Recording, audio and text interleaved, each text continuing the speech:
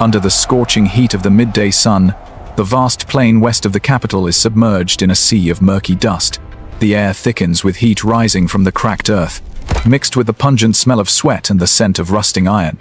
From the weapons of tens of thousands of men, here, the continent's two mightiest military forces are arrayed against each other, preparing for a bloodbath that will decide the fate of an entire era. On the other side of the battle line, the Southern Army has completed the deployment of an ambitious attack formation. The most terrifying highlight in their formation is not the crowded sea of people, but the moving wall of flesh right at the front line. 150 giant war elephants, wild beasts captured from dense primeval forests. Standing tall like living watchtowers, each beast is draped in thick armor made of cured animal hide, and large bronze plates shielding the head and chest.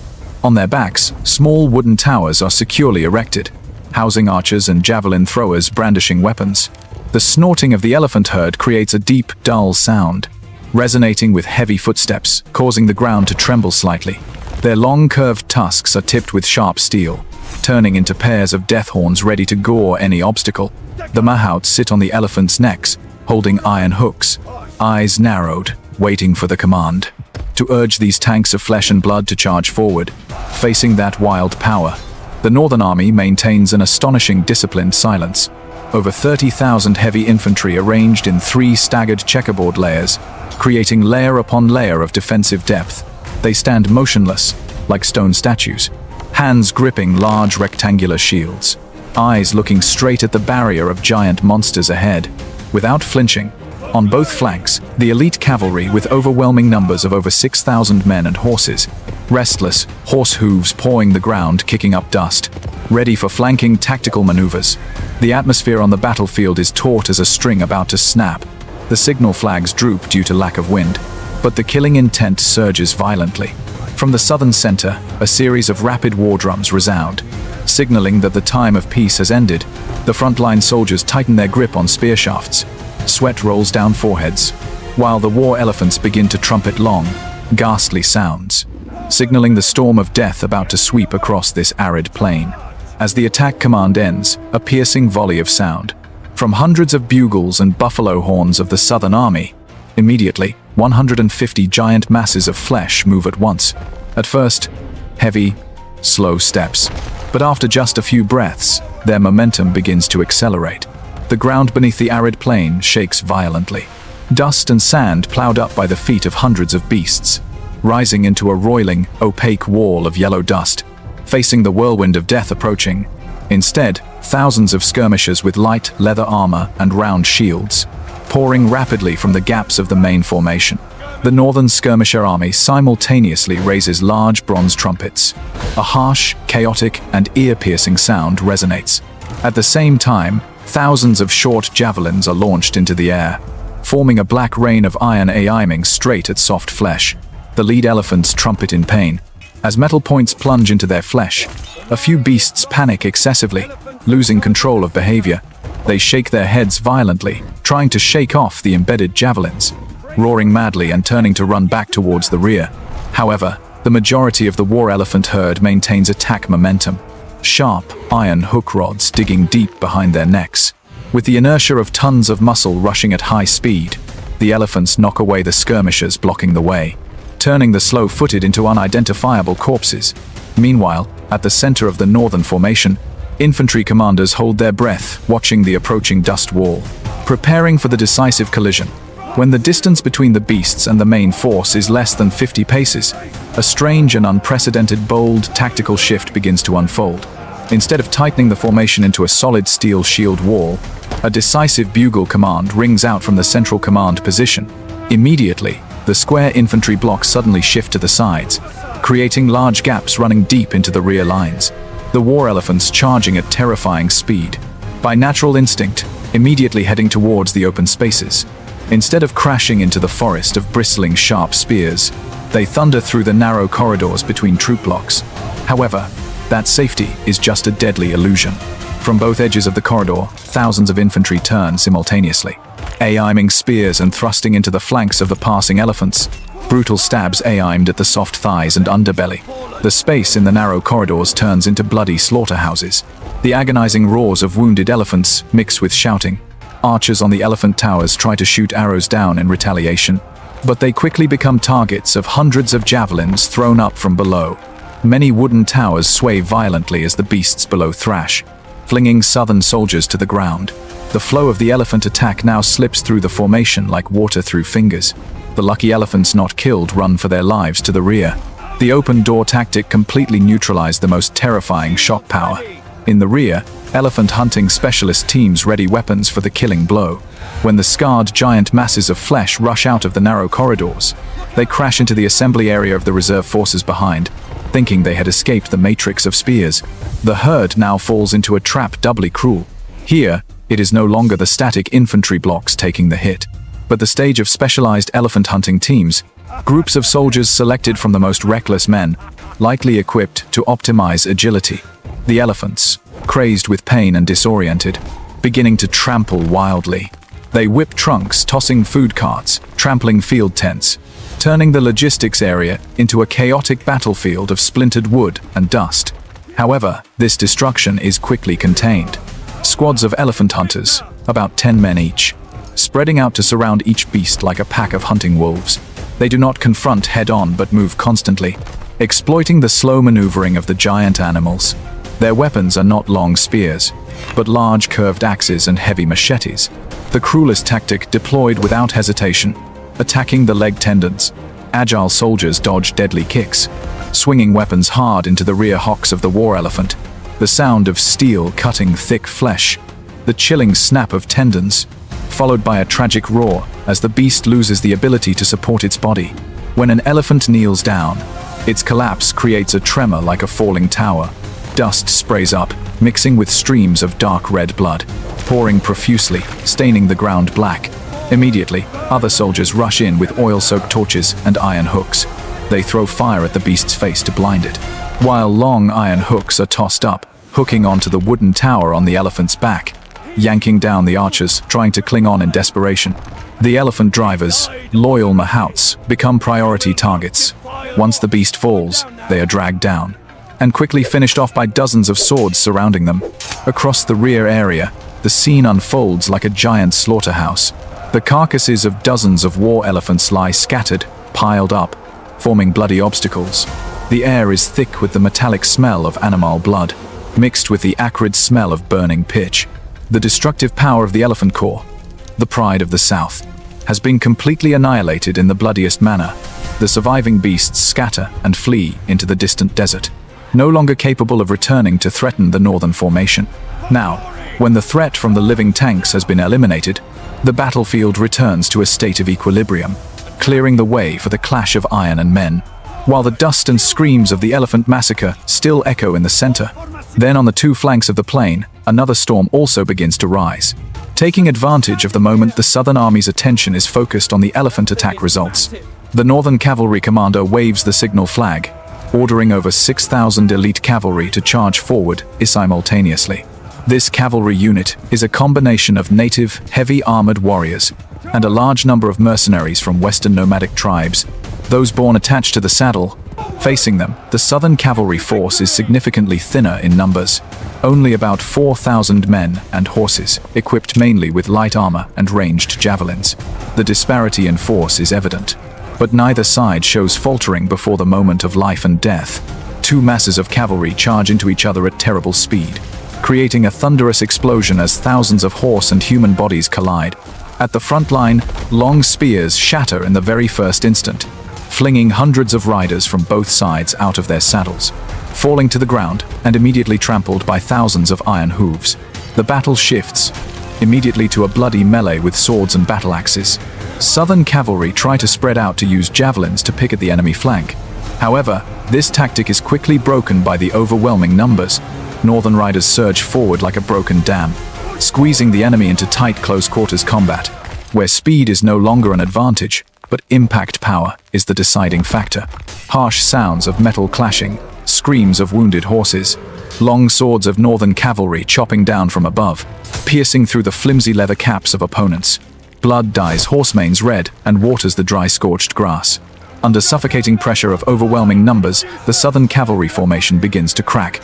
Deadly gaps appear as their commanders fall from horses one by one.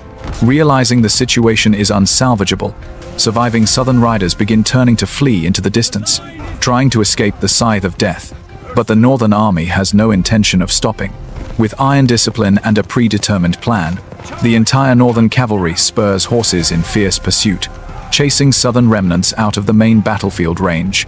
This action looks like bloodlust victory, but in reality, it is a strategic move, completely sweeping away the threat from both flanks, isolating the southern main infantry block alone in the middle of nowhere. Now, the flank of the southern Grand Army is completely exposed, no longer having any cover, exposing themselves to the dangerous spearheads to come. As the sound of hoofbeats fades towards the horizon, the main battlefield in the center plain returns to being the exclusive stage for infantry. Two giant military masses, representing the peak military power of two civilizations, slowly advancing towards each other like two tectonic plates about to collide. The space is now compressed by invisible pressure, only the rhythmic footsteps of tens of thousands of hobnailed boots pounding the sand, and the heavy breathing of soldiers about to face death. The Southern Army, gathered from many ethnicities and lands, relying on the power of oversized long spears to form a mobile forest of spikes. Meanwhile, Northern infantry maintains a disciplined checkerboard formation, hands brandishing broad-bladed short swords and large rectangular bronze-imbed shields. When the distance is only a few paces, a simultaneous battle cry erupts from tens of thousands of mouths, tearing the stifling silence. The first collision creates a horrifying sound, like thunder exploding right at ground level. Thousands of wooden and metal shields smashing into each other, creating a shockwave transmitting backwards, knocking down rows of soldiers at the front line.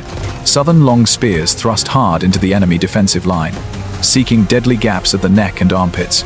Sounds of snapping wood ring out continuously as many spear shafts cannot withstand the impact, breaking in two under the pressure of thick shields. Immediately after the first shove, tactical order quickly yields to the brutality of close quarters.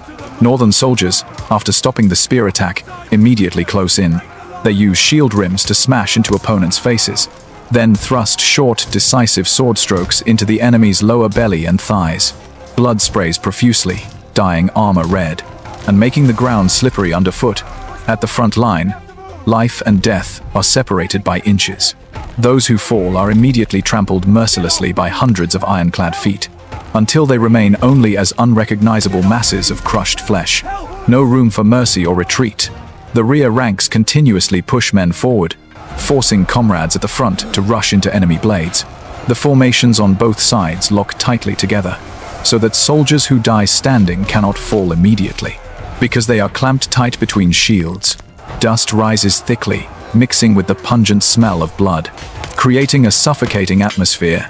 At the hot center, the battle becomes a giant meat grinder, where human strength and will are eroded with every breath.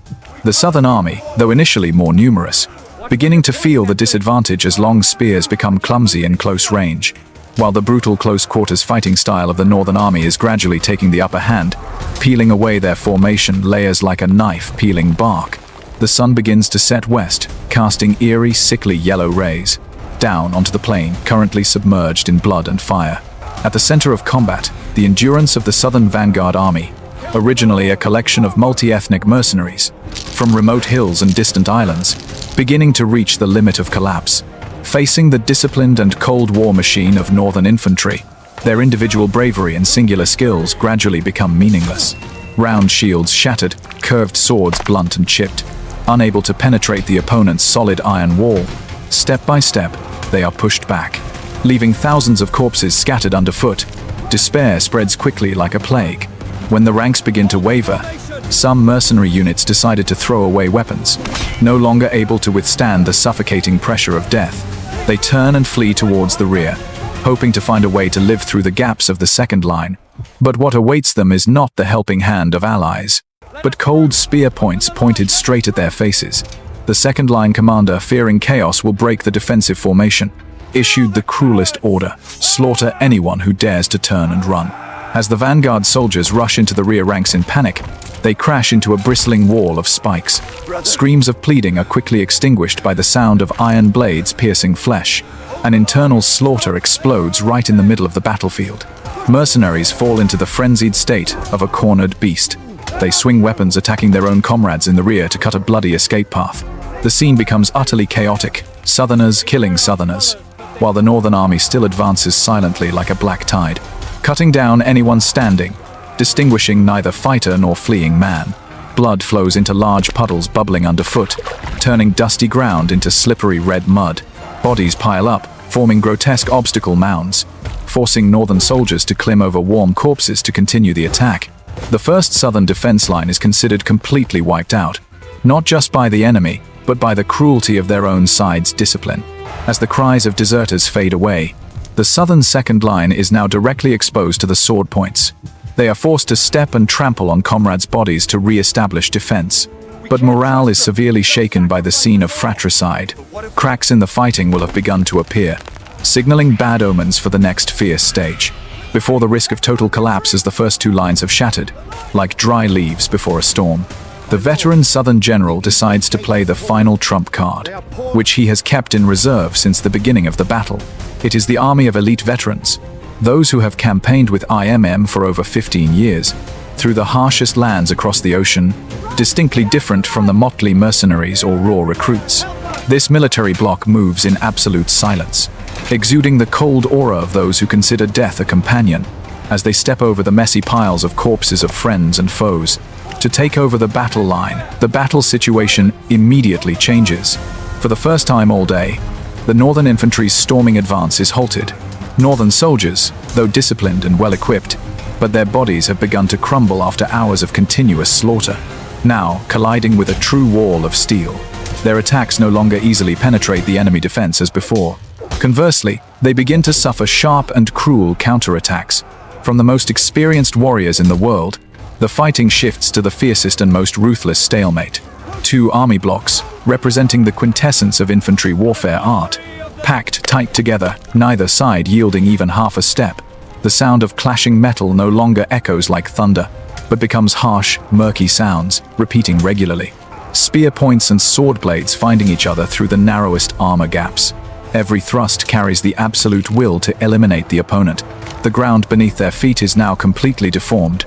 Bodies of men and horses pile up, forming uneven mounds, making movement extremely difficult. Warriors must stand on the bodies of the fallen to fight, feet sliding on slimy, bloody mud. At times, both sides are exhausted, only leaning on shields, gasping, eyes staring at each other through the cracks of chipped iron helmets, before rushing at each other again in a desperate effort to end the enemy's life. The surrounding space seems to freeze in this death zone. No more superior tactics, no more maneuvering moves. All that remains is a pure contest of will and physical endurance. Although the Southern army is fewer in number, but superior fighting skills and absolute loyalty to the general help them hold the battle line firmly, turning the central area into a giant meat grinder, where the lives of thousands are crushed every second and minute, with no sign of determining a winner, as the blood-red sunset begins to stain the western sky deep dark. The battle in the center seems to have reached a dead end. The strength of both infantry blocks has been eroded to the limit, sword-wielding arms numb with fatigue. Footsteps become unsteady on the slippery ground. At the very moment, exhaustion engulfs both sides. A familiar deep thudding sound resonates again from the distant horizon. But this time it does not come from the front but echoes from behind. At first just small tremors, but quickly turning into thunderous roaring thunder. From the distant murky dust, thousands of dark shapes appear, stretching into a horizontal line engulfing the view. That is the Northern cavalry.